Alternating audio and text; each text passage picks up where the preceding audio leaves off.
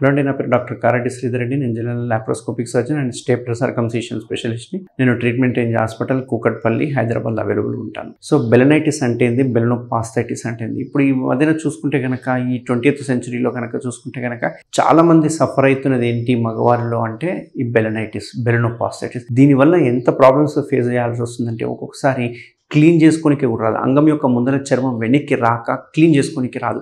So clean చేసుకోకపోవడం వల్ల లోపల ఉన్న స్మెగ్మా అంతా అక్కడ ఫామ్ అయిపోయి అది ఒక అట్టలాగా గట్టిగా హార్డ్ లాగా క్రిస్టల్స్ లాగా తయారైపోయి అక్కడే స్ట్రక్ అయిపోవడము, దానివల్ల ఫౌల్ స్మెల్ రావడము, దానివల్ల కొన్ని రకాల క్యాన్సర్స్ రావడము, అంతేకాకుండా ఇంటర్ కోర్స్ చేసేటప్పుడు విపరీతమైన పెయిన్, మంట వచ్చి చివరికి వాళ్ళు ఇంటర్ కోర్స్ చేయలేక, అంతేకాకుండా ఎరెక్టైల్ డిస్ఫంక్షన్స్ రావడం. అంటే ఆ పెయిన్, ఆ మంట, ఆ నొప్పి మైండ్లోకి రాగానే వాళ్ళకు అంగస్తంభన అవ్వకుండా, అంగస్తంభన లోపించి సెక్షువల్ డిజైర్, సెక్స్ చేయాలనే కోరిక అనేది కూడా తగ్గిపోతూ ఉంటుంది అన్నట్టు. దీన్ని లిబిడో అంటుంటాం అన్నట్టు. సో ఒక్క బెలనైటిస్, సింపుల్ బెలనైటిస్ వల్ల ఈ కారణాలు అంటే ఈ సిమ్టమ్స్ అన్నీ కనిపిస్తూ ఉంటాయి. సో అసలు బెలనైటిస్ అంటే ఏంటి, బెలనోపాస్థైటిస్ అంటే ఏంది, రెండింటికి డిఫరెన్స్ ఏంది, అండ్ బెలనైటిస్, బెలనోపాస్థైటిస్ వస్తే ఏది అత్యాధునిక చికిత్స, ఎక్కడ చేయించుకోవాలి, ఎవరికి చూయించుకోవాలనేవి చాలా మందికి తెలియదు. సో బెలనైటిస్ అంటే ఏంది అంటే మగవారిలో ముందల అంగం ముందర ఉన్న చర్మం ఏదైతే ఉందో ఫ్రీగా మూవ్ కావాలి, అందరికీ తెలిసిందే. సో ఆ చర్మం అనేది ఫ్రీగా మూవ్ అయితేనే దాన్ని నార్మల్ అంటాం. అట్లా చర్మం ఫ్రీగా మూవ్ కాలేదనుకోండి దాన్ని ఫైమోసిస్ అంటాం అన్నట్టు. సో చర్మం ఫ్రీగా మూవ్ అయితే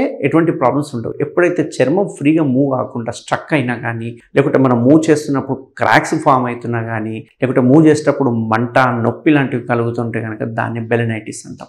సో బెలనైటిస్లో ప్రాబ్లం ఎక్కడ వస్తుంది అంటే కనుక ఈ అంగం ముందరున్న హెడ్ భాగం ఏదైతే ఉందో దీన్ని గ్లాండ్స్ అంటాము. ఈ పైన చర్మం ప్రాబ్లం లేదు, స్ట్రైట్కి వెళ్ళిపోయి ముందరికి ఉంటుంది. బట్ కింద ఉన్న చర్మం మాత్రం ఇక్కడ అటాచ్ అయ్యి ఇట్లా ముందరికి వెళ్తుంది. సో ఇప్పుడు మనకు మూత్రం పోసినప్పుడల్లా మూత్రంలో ఉన్న షుగర్స్ అన్నీ ఇక్కడ అటాచ్ అవ్వడం స్టార్ట్ అవుతూ ఉంటాయి అన్నట్టు. సో ఇక్కడ అటాచ్ అవ్వడం వల్ల ఈ చర్మం అంతా థిక్ అయిపోతుంది అన్నట్టు. ఈ చర్మం థిక్ అయిపోయి మందంగా తయారైపోయి మనం కొంచెం టైట్ అయిపోతుంది, అంటే దగ్గరికి అయిపోతుంది. చూస్తే కనుక బాగా గమనిస్తే కనుక కొంచెం షైనీగా అయిపోవడము, కొంచెం రెడ్డిష్ వైట్ కలర్ కనిపించడం చర్మము, అండ్ స్మూత్గా అనిపిస్తుంటుంది చర్మం అనేది. సో మనం కొంచెం వెనక్కి బలవంతంగా పట్టి లాగడానికి ప్రయత్నం చేస్తే కనుక మనం ఇక్కడ బలవంతం చేసే వరకు ఇక్కడ అంతా క్రాక్స్ వస్తూ ఉంటాయి, చీలికలు వస్తూ ఉంటాయి. ఆ చీలికలు రావడం వల్ల సెకండరీ ఇన్ఫెక్షన్స్ వెళ్ళిపోవడము, లేకపోతే నొప్పి లేవడము, మంటలు ఇవ్వడము, కలిసినప్పుడు నొప్పి అనిపించడం, ఇవన్నీ చూస్తుంటాం. సో ఆ చీలికలు వచ్చే వరకు మనం ఏమవుతుంది, పెయిన్ రాగానే మనం మానేస్తాం, వెనక్కి అనడం మానేస్తాం. మానేయడం వల్ల ఏమవుతుందంటే ఈ లోపల మనకు తెల్లటి స్మెగ్మా అనేది తయారవుతుంది.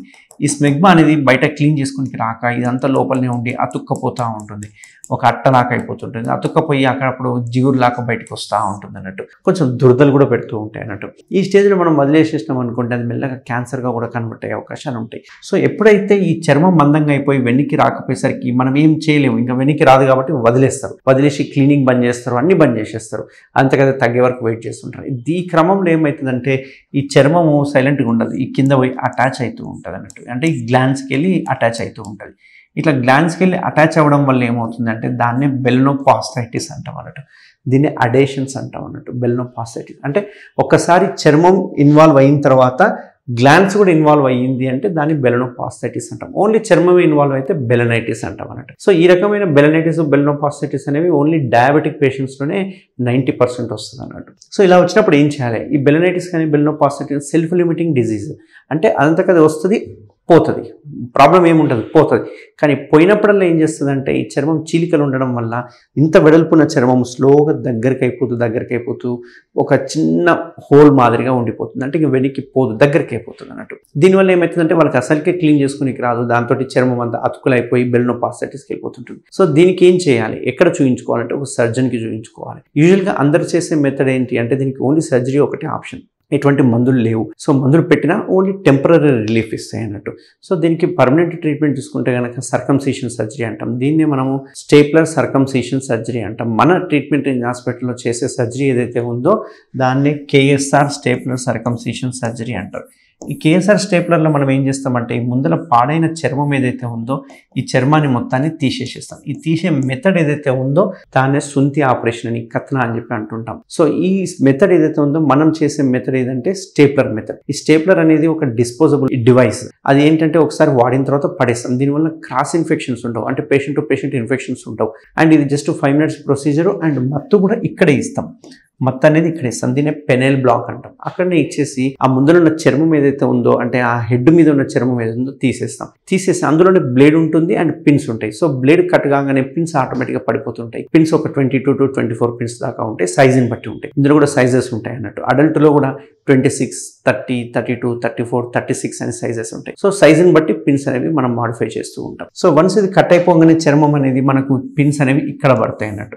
సో పిన్స్ అనేవి ఏవైతే ఉన్నాయో ఇవి 10 to 12 డేస్లో ఆటోమేటిక్గా పిన్స్ అనేవి పడిపోతూ ఉంటాయి. సో ఈ 10 to 12 డేస్ తీసుకోవాల్సిన జాగ్రత్తలు ఏంటంటే ఎటువంటి అంగస్తమన కాకుండా చూసుకోవాలి. ఎందుకంటే అంగం చిన్నగా ఉన్నప్పుడు సర్జరీ చేస్తాం. ఇప్పుడు అంగం సరంగా పెద్దగా అయిందనుకోండి ఆ పిన్స్ ఊడిపోయే అవకాశాలు ఉంటాయి. కాబట్టి అంగస్తమన జరగకుండా చూసుకోవాలి ఒక 10-12 రోజుల వరకు.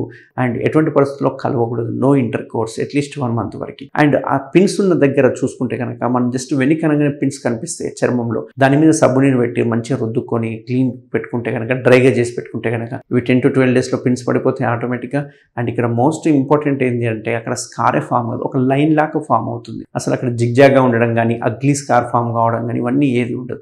సో కాస్మెటిక్గా చూసుకుంటే చాలా బెటర్ రిజల్ట్స్ వస్తుంది అన్నట్టు. అండ్ ఈ స్టేప్లర్ చేయడం వల్ల మోస్ట్ అడ్వాన్స్డ్ మెథడ్. ఎందుకు అడ్వాన్స్ మెథడ్ అంటే ఇది painless method, bloodless method and ఎటువంటి బెడ్ రెస్ట్ అవసరం లేదు, ఎటువంటి పథ్యం అవసరం లేదు. వాళ్ళ పనులు చేసుకోవచ్చు. సర్జరీ అయిపోయిన వెంటనే వాళ్ళ జాబ్కి మళ్ళీ రెజ్యూమ్ అయిపోవచ్చు అన్నట్టు. సో ఎవరికైనా కనుక ఇట్లా బెలనైటిస్, బెలనోపాస్టైటిస్ సిమ్టమ్స్ ఉంటే కనుక ఫస్ట్ మీరు చెక్ చేసుకోవాల్సిన దగ్గరలో ఉన్న సెంటర్లో డయాబెటీస్, షుగర్ ఉంది అనుకుంటే కనుక అది 100% బెలనైటిస్గా పరిగణించి తీసుకోవాలి. అండ్ దానికి ఇమ్మీడియట్గా సర్జరీ చేయించుకోవాలి. ఈ బెలనైటిస్ వచ్చిన వాళ్ళు ఎంత తొందరగా ఎర్లీగా సర్జరీ చేయించుకుంటే అంత బెటర్ రిజల్ట్స్ ఉంటాయి అన్నట్టు. సో ఎవరికైనా కనుక ఎటువంటి డౌట్స్ ఉన్నా, బెలనైటిస్ ఉన్నా, బెలనోపాస్టైటిస్ ఉన్నా తప్పకుండా నేను ట్రీట్మెంట్ హాస్పిటల్ అవైలబుల్ ఉంటాను. నన్ను కన్సల్ట్ అయితే కనుక మనం స్టేప్లర్ ద్వారా దీన్ని కంప్లీట్గా నివారించవచ్చు. Thank you very much.